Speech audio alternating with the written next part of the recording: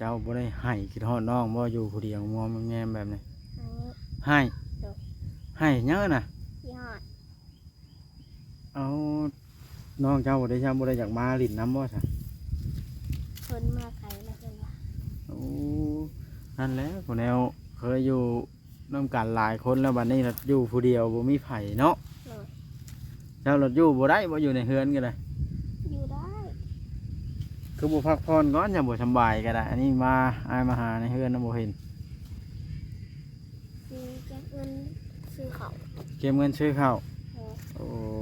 แม่ว่าหาไว้โฮมผัว โดย ผัวเจ้าล่ะยังบ่ได้มาเลยบ่แต่ไปฉีดยาวานนะ นั่ง เออเจ้าจะสร้างให้เด้อบาดนี้คิดฮอดน้องก็โทรหาแล้วว่าใหญ่แหละ ใหญ่แล้วก็ยังให้ว่าซะจนเอาผัวแล้วก็ได้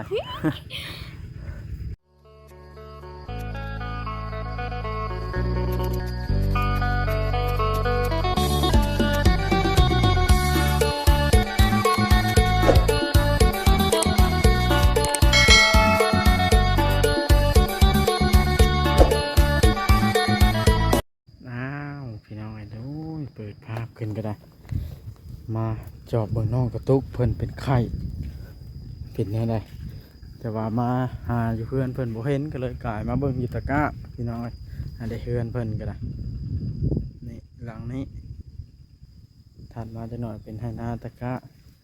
มาวันนี้เพิ่นก็เห็นเพิ่นผู้เดียวอยู่ตะกร้าพี่น้องเอ้ยว้า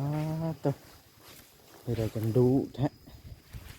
ขยันนะว่าง่ายๆซะฉันคอยให้ได้มาลูกกายากแบบนี้จ้ะเป็นกระลบมัดละ2,000คือเก่งแห้งแท้น้องกระตุกนะสำบายดี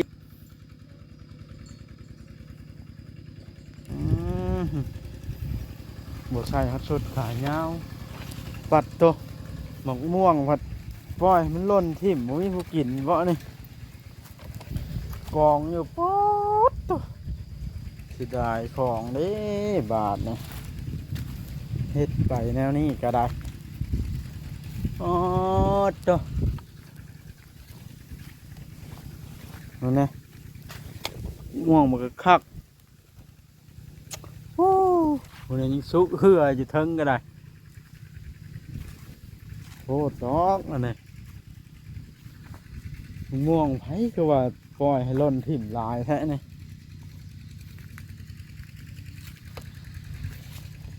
โอ้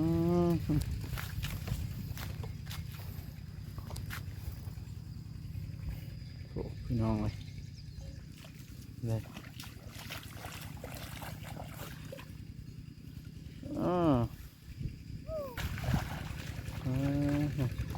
เป็นสุดท้ายดำหน้าผงแถวในคนบุตกก็ได้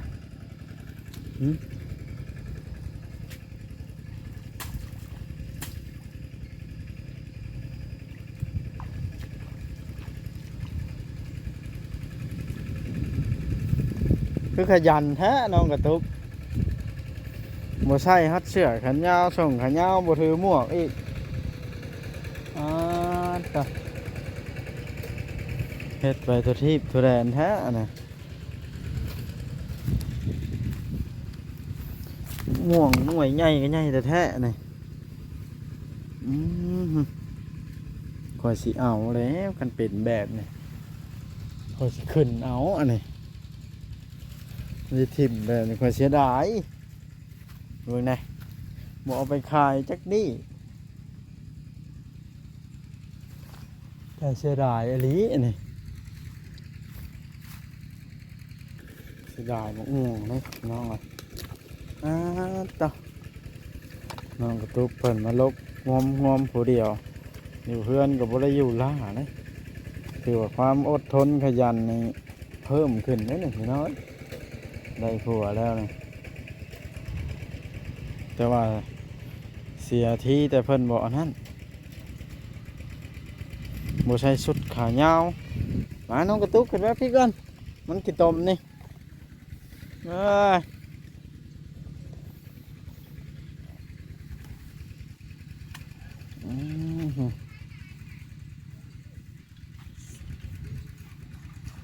จังมัดล่ะ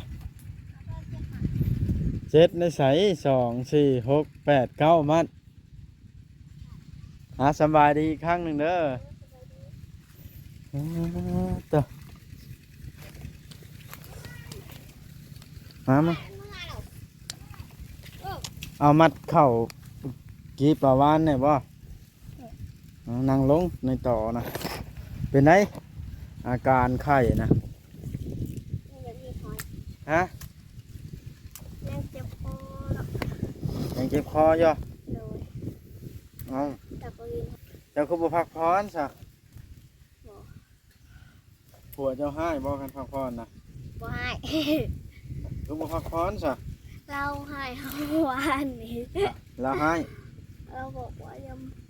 บ่มาเราอะ ฮะ เราบอกว่าเขาเป็นไข่แห้งว่าต้องมาเดินเข้าหลักมาหวาน เจ้าขันอยากได้เงิน โดย คือบ่ใช่ชุดขายาวแขนยาวได้สินะ เปียก เปียกอยู่เปียกแล้วบ่ใช่เลยบ่เดี๋ยวนี้อ๋อตัวมะม่วงไผนี่คือปล่อยทิ่มแบบนี้นะ หมักม่วงมันจะฟองหน้า เพิ่นให้บ่กันแตงโมอยไปกินนะ ฮะ เพิ่นบ่ให้ โดย ปล่อยมันหล่นทิ่มแบบนี้เจ้าก็บ่ต้อยไปขาย เอ้ยบ่มีคนชื่อ มื้อนั้นเสียดายเด้สุกหล่น มีแต่หมักง่ายๆแค่นี้แหละ ฮะ มีแต่หมักง่ายๆแค่นี้แหละ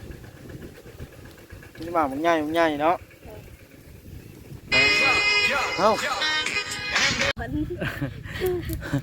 จนเป็นอย่างเนาะ อยู่บ่อยู่เพลงก็ดังอีกเนาะผัวเจ้าบ่ทันมาแต่ฉีดหญ้าเลยบ่เดี๋ยวนี้ ยัง ยังบ่มาเลย โดย อืมแสดงว่าเรานอนพ่นคืนนี่เนาะคืนนี่เจ้าอยู่ไสซะคืนนี่ ลงนอนเถอะเนี่ย ไปนอนอยู่เพิ่นหญ้า เข้าตื่นแต่4 โมงเช้า ตื่นไปเฮ็ดหยังอะน่ะ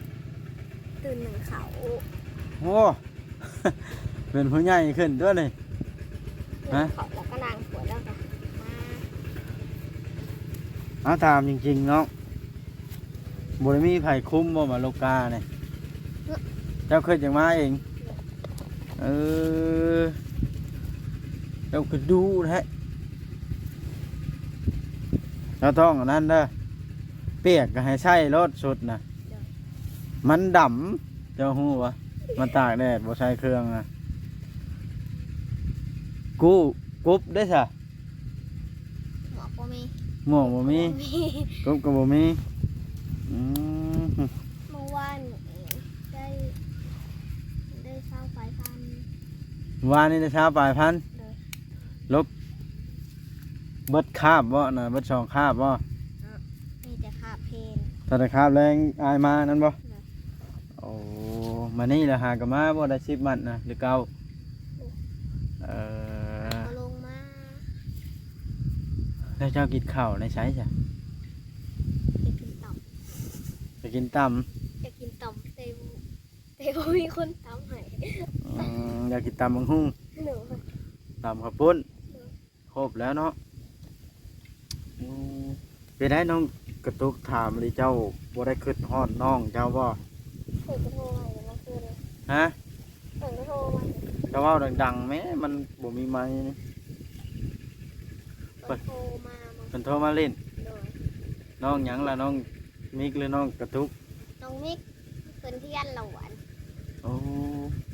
เพิ่นโทรมาเล่นนำเอ้ยเพิ่นอืมสร้างเป็นอะไรเนาะอยู่น้ำกันได้ดีใหญ่ไฟแล้วแตกไฟแตกมัน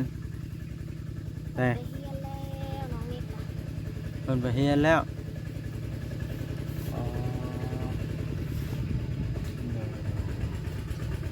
เพิ่นดำบ่ได้อันนั้นแบบนี้บ่ได้มีน้ำแบบนี้บ่ โบ คือดำซะบ่เนี่ย เพิ่นซักหูเอา เพิ่นจักชักคุมรุ่ง โดย คือเห็ดวาดนานรอฝนบ่ได้บ่ เราคนบ่ได้ เออ ฝนตกเพราะว่านี่ อายเมื่อแล้วฝนตกบ่หวานนะ โดย แห้งบ่ ห้างเครื่องผ้าห้องผ้าแตก เจ้าบ่ได้แข่งฝนว่าซะ มาเกิด ขึ้นแล้วฝนตกเช้า3 โมง ฝนตกเช้า3 โมง เลย อืมอันนี้ฝนก็บ่ทันว่าในฝนไล่หลัง หอดบ้านสิบ่ล่ะ เออให้ไปบนสว่างพอ ไปหยัง ไปถ่ายคลิปลุงหมอ ไปหยัง เราเจ็บบาดแผล อืม อืมสั่งเป็นลีโนกระตุกนี่ บ่ได้ดำน้ำมาสมัย บ่อายเป็นโรคก้าซื้อเมื่อเช้านี่ โลกกับคน ลบ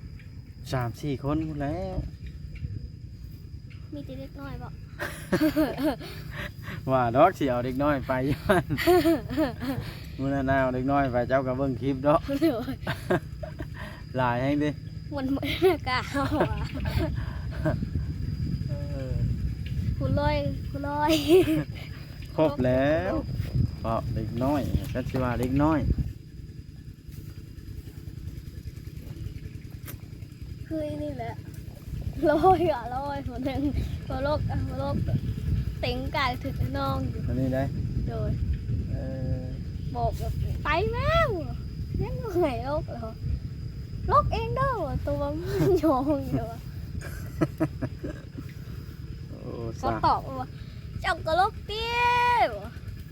ไม่ได้สิโลกได้ยองก็ยองว่ะ เออ โอ้ยสิโลกซอยเงินว่ะ โอ้เด็กน้อยแห้งอยู่พี่กับโลกแล้วเพิ่นก็เอาเงินคือกันบ่ฮะ โดย สร้างเป็นแท้เจ้าเป็นผู้มั่นให้เขา เป็นผู้หมัดนะเพิ่นให้หมัดหนึ่ง เพิ่นน่ะให้เจ้ามั่นหนึงค่ามั่นเลย เลย เอ้ยได้เอาหน่อยแท้ อ่า ต่างซอยเขาบ่ เลย เออ ไม่ได้ไงเจ้าที่ถ่ายแล้วเลยบอกเอาจะไป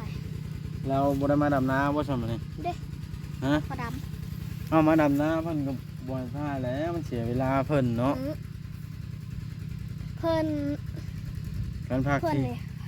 เพิ่นในถ่ายอยู่ เจ้าถามเพิ่นบ่ เลย ถามว่านี่บ่ เลย เพิ่นว่าในไหน ถ่ายเห็นปะถ่ายก็ถ่ายเห็นปะ เพิ่นเป็นในไหนจังว่าให้ทายเพิ่นทุกข์ยากบ่ เพิ่นบ่มีเขาวกิน บ่มี ว่าเมื่อวานนี่แหละ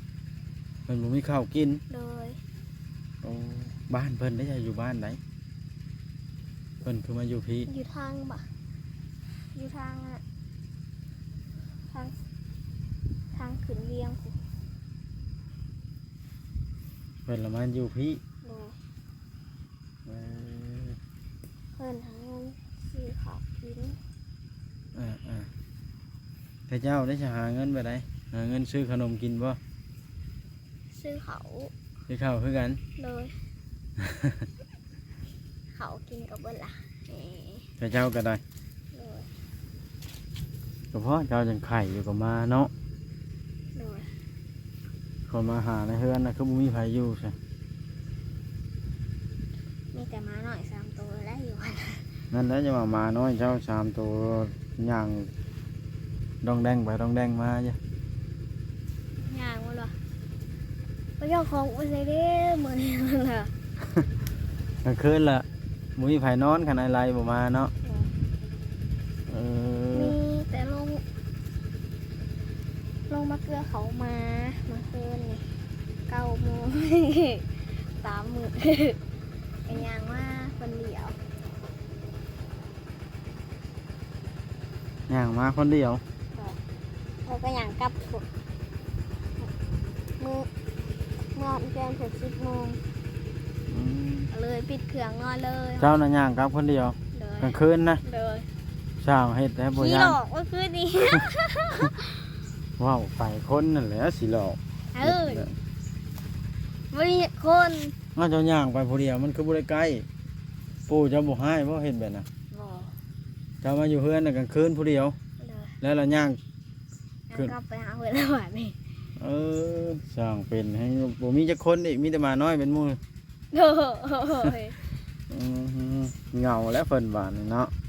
เคยอยู่นํกันเป็น10น้องนุ่งก็ไปป้าเอื้อยก็ไปป้า ย่างไปย่างมาเมื่อคืนเหยียบหางหมา เล่นตึกกับน้องอยู่ อืม มาโหนเมื่อคืนเขาเป็นตาย่านเดี๋ยวเอาก็เป็นตาย่าน เป็นเลยน้องกระตุกกระติกหมู่เจ้าได้มีบ่อยู่บ้านน่ะ นี่ กูชวนหมู่มาอยู่น้ำใช่ คนเห็นคาดำหน้ากลางคืน เขาแล้วกาน้อง เจ้าเคยดำหน้ากลางคืนบอก บ่แล้วไผจะไปดำกลางคืน ถ้าก็ยังเงิดอยู่ พวกนี้แต่พวกหลอนเท่านั้นแหล้วว่าดำนากลางคืนมันแนวบ้านเจ้ามีบ่เดี๋ยวนี้ มีมีแต่บางคนสีผักดำหน้ากลางคืน เออ เขาเอากลางเว้นนี่โลกก้าเขากลางคืนด ให้ลูกก้ากลางคืนด ำดูสดแจ้งแล้วก็กลางเว้นโลกก้ากลางคืนไปดำอีก ำสร้างเห็ดเนาะ เขาส่วนเอาไปดำน้ำว้าย เป็นจ้างว่า เดือวันละ200,000น่ะ กลางคืนได้ โดยว้ายโอ้ยเขาบอกไปดอกพอดีเป็นสลบเป็ดอยู่หันนะ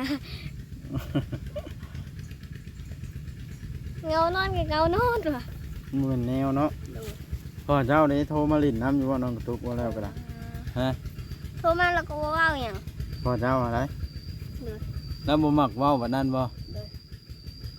โทรมาเผื่อเอาไปว่าอย่างนั้น มีแต่น้องเว้า โดย เออเจ้าเป็นพ่อเจ้าพันเนาะ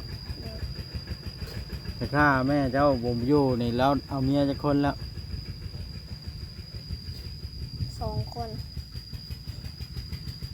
2 คน เป็น ละ อะไรเด้คนใน1 คนใจละ2 ใจเป็นขาไหลหรือเปล่า เห็นได้คือว่านั่นนะ ฮะ ก็ไม่ง่วงเมานั่น เมียเรายังมักเราเป็น2 คนบ่ โดย เราผัดเลือกเอาผู้เดียว โดย เออกินไปทั่วนั่นกันเนาะ อันแล้วไปใส่เลยวะ ฮะ ไอ้ต่อง ไม่ต้อง เลยเป็นเจ้าของนายเพื่อนบอกว่าซีไปซื้อน้ำเลี้ยงว่ะ ชื่อน้ำเลี้ยงไผ เลี้ยงคนดำหน้าลูกไก่ เอ เรียกไปใส่เลยล่ะ เราถ่ายกินน้ำเพิ่นบ่เลยนะกินบ่สปอนเซอร์จะเอากินเป็นบ่ไอ้ชื่อมาอยู่ในบ่รถนะ เมื่อวานนี่ ฮะ เมื่อวานนี่